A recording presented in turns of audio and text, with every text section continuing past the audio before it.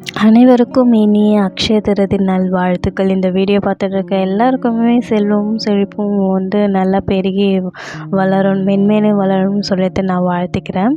இந்த மினி விலாகில் நம்ம என்ன பார்க்க போகிறோன்னா வந்து நான் என்னோடய வேலை வந்து சிம்பிளாக இந்த அக்ஷய திருதியை வந்து நான் எப்படி வழிபட்டன்றதை தான் பார்க்க போகிறோம். எனக்கான சில வேண்டுதல்கள் இருக்குது.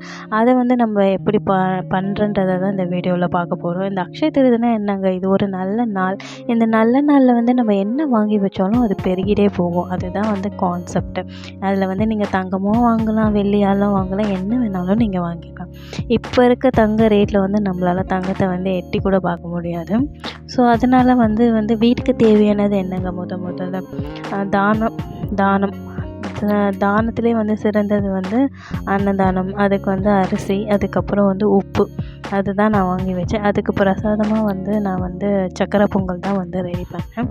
நான் வந்து இன்றைக்கி வந்து வெத்தலையில் தான் வந்து தீபம் ஏற்ற போகிறேன். இந்த வெத்தலையில் வந்து கல்லுப்பு தீபம் வந்து கடன் தீர்க்கிறதுக்கு தான் இந்த இது பண்ணுவாங்க. ஸோ வந்து இந்த நாளில் வந்து எனக்கு எந்த ஒரு கடனும் இல்லாமல் செழிப்போடு இருக்கணுன்ற வேண்டுதலுக்காக தான் வந்து நான் வந்து இந்த தீபத்தை வந்து ஏற்றிட்டு இந்த டேவை வந்து இந்த மாதிரி வந்து நான் வந்து செலிப்ரேட் பண்ணேன். இந்த டே வந்து ரொம்ப பாசிட்டிவாக எனக்கு போச்சு. உங்களுக்கும் வந்து ஏதாச்சும் வேண்டுதல் இருந்தால் இதே மாதிரி நீங்கள் பண்ணி பாருங்கள். தேங்க்யூ ஃபார் வாட்சிங்.